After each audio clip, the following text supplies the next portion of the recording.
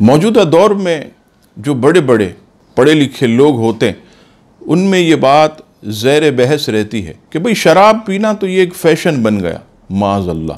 तो क्या कुरान और हदीस का इसमें कोई हुक्म है कि शराब हराम है? तो याद रखिएगा, अगरचे शराब का पीना फ़ैशन बन चुका और मालदार लोगों की पार्टियों में बाकायदा बोतलों में शराब रखी जाती, और अगर उस कोई पार्टी में कोई शख्स अल्लाह से डरने वाला शराब ना पिए तो लोग हैरत से कहते हैं, अरे तुम ड्रिंक नहीं करते, तुम कैसे आदमी हो, तुमने शराब नहीं पी तो कुछ नहीं पिया माज़अल्लाह।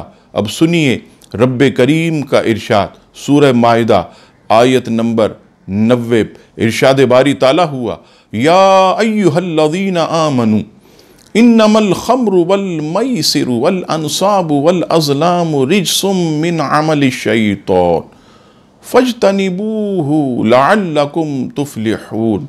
ऐ ईमान वालो, शराब और जुआ और बुत और पांसे नापाक ही हैं, शैतानी काम, तो इनसे बचते रहना कि तुम फलाह पाओ। ये तो कुरान मजीद फुरकान हमीद में शराब की हुर्मत रब्बे करीम ने बयान की। अब आइए नबी पाक सल्लल्लाहु ताला अलैहि वसल्लम की हदीस पाक, मुस्लिम शरीफ हदीस नंबर 2003, सैयद आलम सल्लल्लाहु ताला अलैहि वसल्लम ने इरशाद फरमाया, हर नशा आवर चीज़ शराब है और शराब हर हराम। अब दूसरी हदीस पाक इसी मुस्लिम शरीफ की हदीस नंबर 57, शराबी जब शराब पीता है तो वो मोमिन नहीं रहता।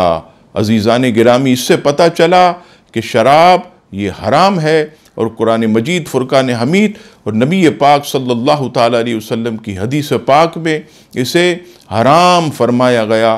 तो हर मुसलमान को शराब और हर नशा आवर चीज़ से बचना चाहिए। अल्लाह ताला तमाम मुसलमानों को हर नशा आवर चीज़ से महफूज फरमाए। आमीन सुम्मा आमीन।